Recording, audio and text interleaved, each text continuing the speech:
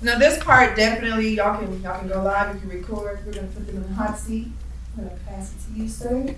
If you don't mind letting us know just briefly who you are, how long you've been in film, and then we'll get into the tough questions. I am Parco Richardson. I've been making movies since I was in high school, and then I've been working professionally for probably the last 10 years, getting paid. Beautiful. All right. Irin.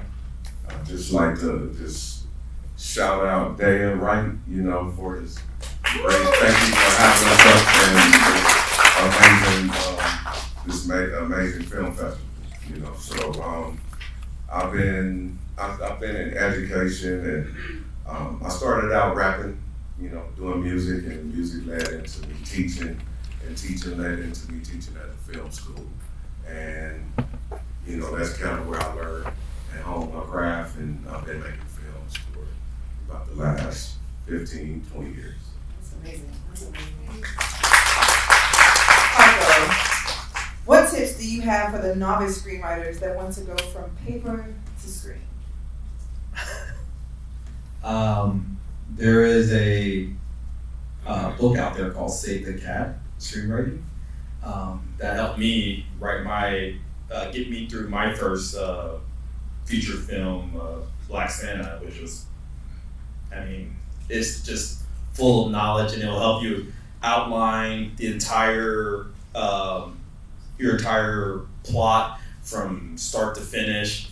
And it really just breaks it down for you in terms of page 1, you should introduce your characters, you should introduce the main story, then by page 20, you should be at your problem, and it's an amazing book. I would suggest getting that book. And then once you have your first draft done, I would highly recommend going to some of the screenwriting websites that there's professional readers out there that work in Hollywood that will read your script, give you a lot of notes, and really help you hone in that story, which Coverfly is a website, and then they have multiple services on there now where you can get very detailed notes, enter competitions and things like that. I was able to get Black Santa read and had meetings set up with Hallmark because of it. So it really opens the doors, and very open the door for you, Coverfly.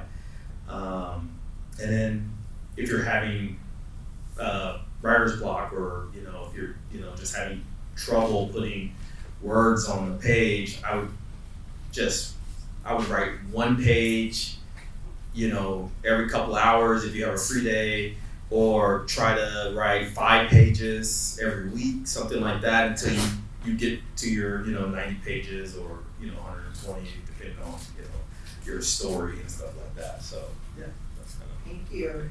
Irin, do you have any tips for the novice writer going from paper to screen? I would just say I will start on just notes. I started my phone just writing notes, and then if you have stickies, you could write stickies for every single scene. It's usually like about 72 scenes in a film. Each page is about a minute, and I concur, like with Save the Cat. That's a great film. I also believe in collaboration. So I would say my initial draft, I usually just spew everything out that I can as fast as I can, but I have scripts in my phone right now, voice notes, because you never know when you're gonna get inspiration, and so just keep your phone. Your phone is a powerful tool. You have notes, and so you can jot down notes. You never know someone could be talking about something, and it can inspire you, and fill in a blank, or then also your voice recorder. If you're driving, can you catch some inspiration? So that'd be my advice. Question for both of you, if you don't mind starting. What struggles or pitfalls did you experience in starting your film? I mean, the main thing is just trying to figure out the order of things. I mean, it's always and still a struggle to find investors, you know. So I usually start with friends and family, and take it from there. Also just trying to get the right cast with the budget that you have, you know. Try to get great actors that are gonna perform their work, and so that can be like a struggle. And you know, then also post. You know, you get to post and you're like, okay, how do I put this together?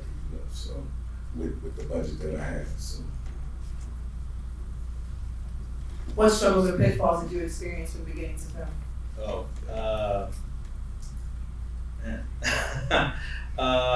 I think the same thing, just, you know, finding the money to do it. I think a lot of it is finding the right crew that will kind of help you, guide you through the filmmaking process. I'm not really a director. I've only help people produce things. So I'm always the hustler that goes out and tries to get everything.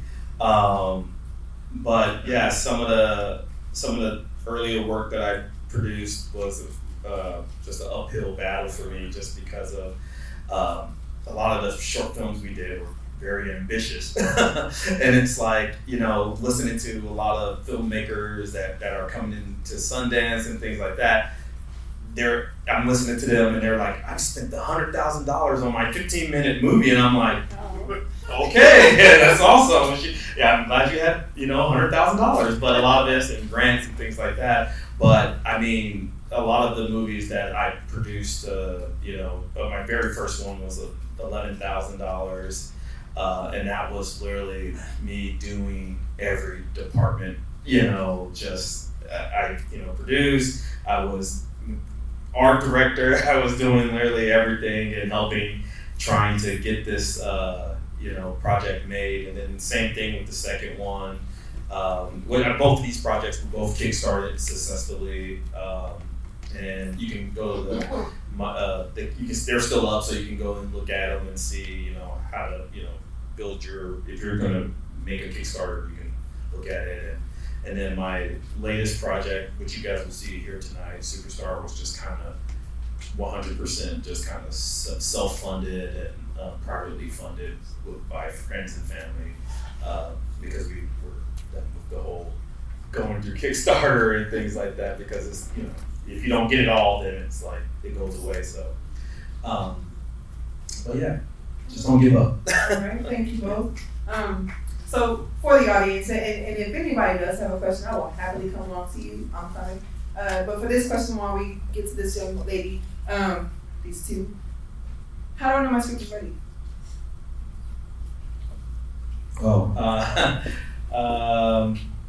I mean, I don't think you ever know when your script is ready. I think there's going to always be room for improvement. Like, people are always have notes for you. I think the biggest thing is I guess if you're getting into competitions and getting in finalists, I think your script is pretty well, and is setting up meetings, then I think it's to a point where it should be. And if obviously if it is sold, then yeah, it's ready. So yeah. I think your script is gonna be evolving, you know, forever, you know. And even on set, you're gonna have to make adjustments on your script. The actors might not be hitting lines because it might not feel right, and so you might have to make adjustments to the script to kind of fit the circumstances and fit the actors or actresses. So a script is forever going to be evolving. So that's. Thank you both. Hi everyone. This question is for Mr. Daniels. So I saw that you were the director for Kim on Stage's series Churchy, and how it got, you know, recently picked up to be on BET Plus. But can you speak to your experience in that project, how that came about being, and then just your experience working on such a collaborative thing with that team? Yeah. So I work in LA a lot, and so I was in LA filming a lot of Kev's brother, Jason Fredericks, is almost like the closest thing I've ever had to a manager, you know, and rest in peace, by the way, because he passed. But, you know, he got me involved with shooting some Spectrum Media commercials with Tahir and Tony Baker and Kev, and that went really well. The first they were only supposed to be digital ads at first for online, but it was so the company liked it so much they cut it into a 60-second, and according to them, it saved their quarter, Spectrum Media. And so from there, I started shooting. I shot maybe about 11 Spectrum Media commercials, and they had a script, Churchy, and I got on the phone with Kev and Jason, and Kev was like, I want you to direct it, and I ended up directing it. Kev bet on himself, put all his own money up, or him and Melissa, they put the money up for the film, and then fast forward, we shot it in 2022, and in 2023, he texted me and told me that he had sold it to BET. So he connected with Spring Hill, which is LeBron's company, and it aired on BET starting, I think, January 15th was the date, the start date, and it's been performing pretty well. So. Got a question right here. My question is, how do you sort through some of the film festivals and make a decision on what is actually a good festival to enter? How do you pick through that? Because there's thousands of film festivals or script writing competitions. Let's just deal with that part of it. And how do you navigate through that effectively so that you're getting your script in the hands of people who can really help you? And then the other part I wanted to ask is, do you believe there's a way to fast track through this whole maze of bad films? There's a lot of bad films that get on BET, Netflix, all of them. So do you compromise a little bit on your own work, or what would you advise someone to do? For me, I just recently hired a festival consultant, and they basically, so what I found out over the last decade working in the industry is that a lot of these film festivals is all about connections and who you know. There's a lot of politics in it, and so I hired a festival doctor consultant, and she basically has a lot of connections with a lot of the program directors and things like that, and so she will reach out to them personally and show them the films. So I mean, it's a fee. She cost about $5,000 to do this for me, and then you have to pay for the festival submissions on top of that. So you're probably looking at anywhere between $8,000 to $10,000, depending on how much you're going to actually submit to. And I submitted to over 100, festivals with this latest project. And there's still, even though you still have a person doing the hustling for you at these festivals, there's still no guarantee that you're going to actually get into those festivals.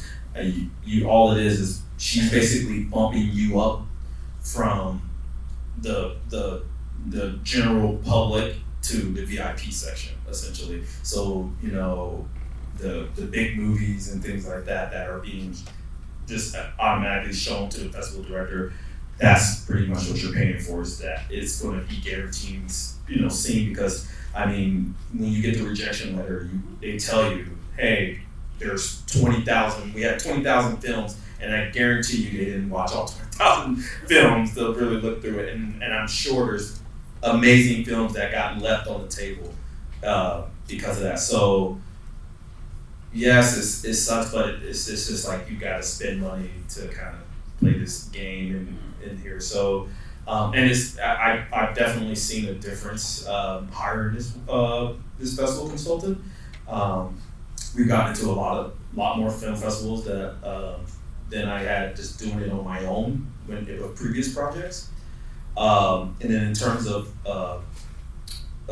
screenwriting programs or screenwriting festivals, there's not really a system for that. So I would just jump on, again, Coverfly, and Coverfly actually has all of the kind of prestigious film festivals, screenwriting festivals that you can just, it's already, your script's already uploaded, so all you have to do is just enter it off the website.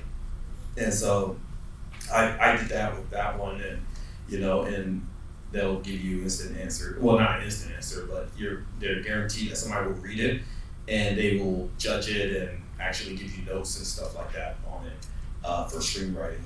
But yeah, it's a lot of politics in it, and it sucks. But I was talking with somebody earlier this week about how for example, South by Southwest film festivals were designed to discover new talent, but there are movies out there, like there's a new movie, the Jordan Peele he's producing, the Monkey Man, and I'm like, okay, so they have this movie that's already has trailer, multi-million-dollar marketing, and it's like official selection at South by Southwest, and I'm like, what? Like, that movie's already out and it's massive, release already. So why is it taking a slot in the film festival that is supposed to be designed to, find new talent? Exactly. So I don't know. It's frustrating, but it is the system that Hollywood is kind of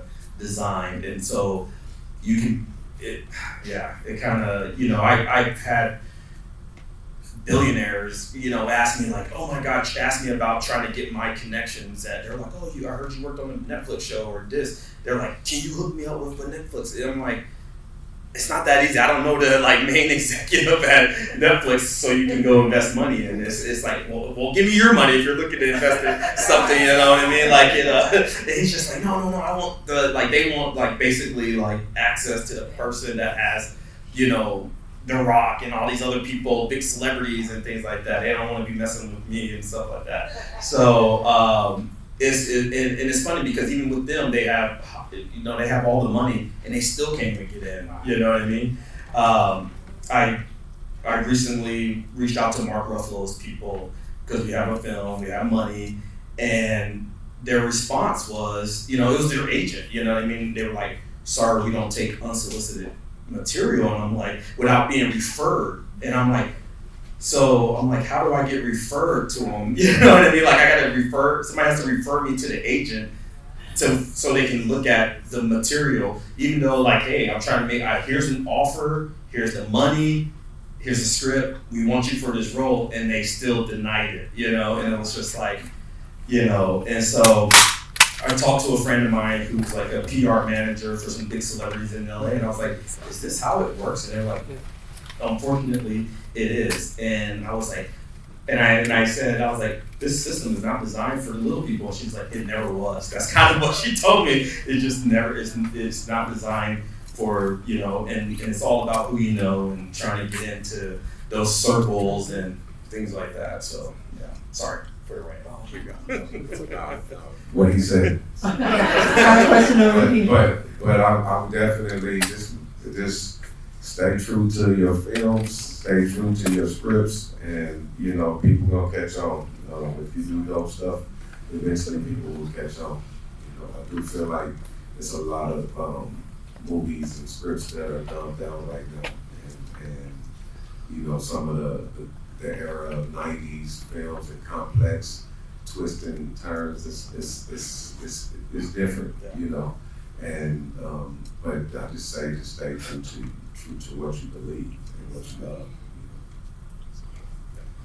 and also sometimes you have to go to an attorney, you know what I'm saying, hire an attorney to submit to the agency. Yeah, find yourself a manager. Yeah.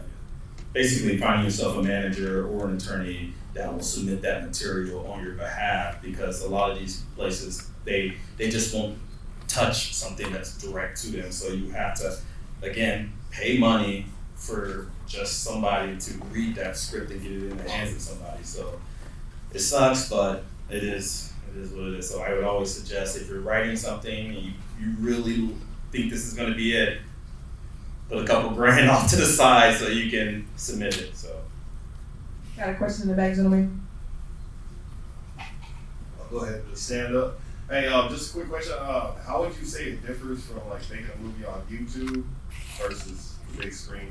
Of course, I got my own opinion, but how would you say that differs? You mean making a movie for YouTube, or? Yeah, like, because there's more. I would say there's more exposure, and it's probably easier doorway to get into on YouTube.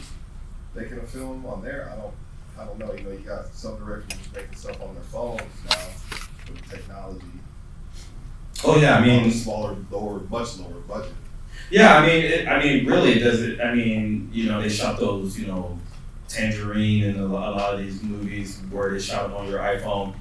I mean, really, it doesn't matter. 'Cause I mean, like, I can shoot a big movie and still throw it up on YouTube. I think it's more about having the audience and generating that, and then, obviously, we're in the TikTok generation, so if it's short enough to keep people's, attention for it, yeah, I mean, whatever avenues are going to get you seen, I mean, I think that's, you should do it, yeah. Oh, you All right, so our last question for this panel is actually from the youngest filmmaker who submitted for the film festival this year, Miss Gauthier Raad. Come on, Irin.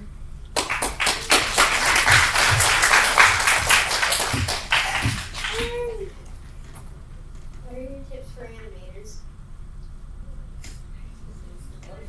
Say it louder so they can hear you in the back. What are your tips for animation?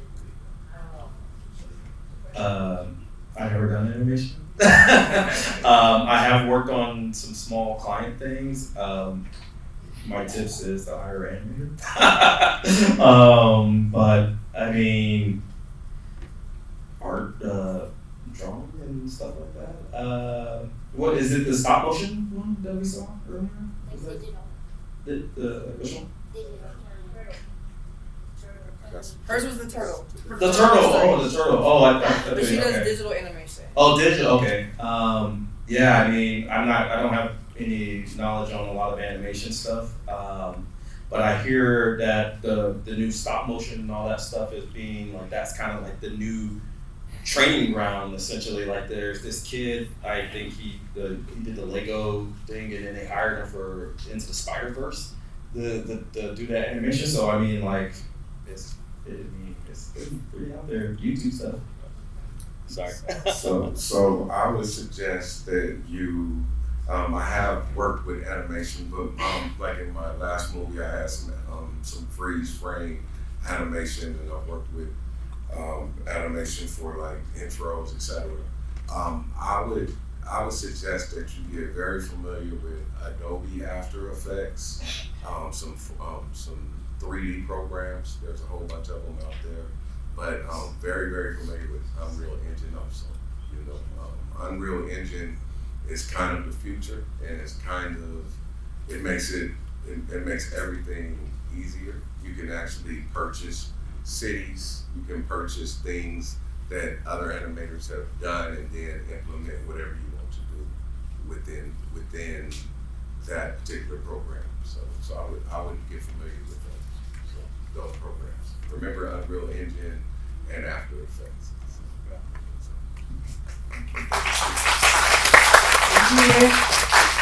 Thank you so very much for sharing with us your expertise. We appreciate what you're doing to contribute to the arts and to film. A round of applause for our panelists. And can I volunteer to remove the podium seats?